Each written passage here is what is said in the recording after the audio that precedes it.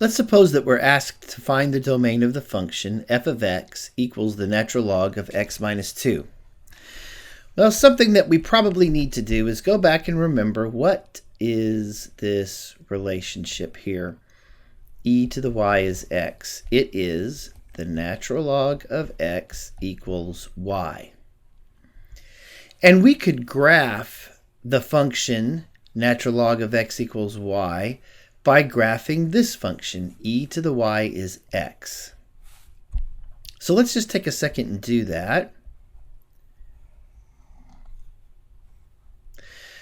It would be easier to put values in for y and then figure out the corresponding values of x here.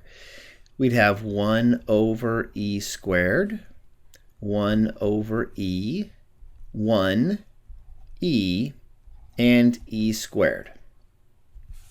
So if I was to graph that then on a set of axes, what we would find is a dot at where x is 1 over e squared, which is going to be very small. We'd have a y value of minus 2. Where x is 1 over e, so a little bit bigger, but still not anywhere close to 1, we'd have a y value of negative 1. At 1, 0, we have a dot. At E1, okay, well, E is approximately 2.718. So that's going to be around in here somewhere, and then a y value of 1. E squared is going to be out here farther, and a y value of 2. But the whole idea is that we have this shape, and we have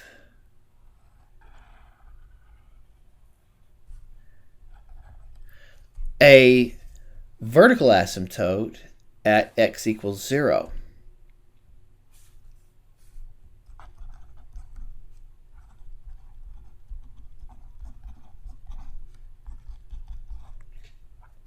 Now we could graph its inverse function by switching the x and the y. So if we switch the x and the y, we would have y equals e to the x.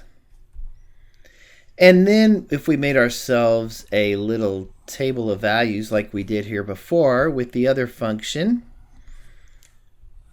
this time it would be easier to put these values in for x. We'd have minus 2, 1 over e squared, minus 1, 1 over e, 0, 1, 1 e, 2e squared. And just like the way that we got this function was by switching the x and y values, well, these x and y ordered pairs are switched also. So we would have a dot at minus 2, 1 over e squared, minus 1, 1 over e, 0, 1, 1 e, and then 2e squared, which is going to be farther up here. But the whole idea is that this graph is clearly the graph of the inverse of the other graph here. They are reflections of each other through the line y equals x. All of the ordered pairs are switched. And for this graph, we have a horizontal asymptote. And the equation of that horizontal asymptote is y equals 0, which makes sense. It's the inverse of the log function where the vertical asymptote was x equals 0. X and y are switched again. Now the problem was to find the domain of f of x equals the natural log of x minus 2. Well, that would be a graph that would be very similar to this first graph we looked at, except it would be shifted to the right 2 units because we're subtracting from x. So this dot 1, 0 would wind up at 3, 0.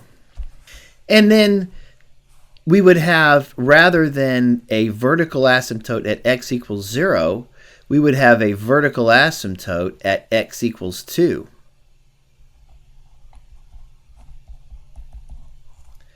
So here. And it would have the same shape. It would go up like this and then follow its asymptote down this way. Now we can see that its domain would be everything from 2 to infinity.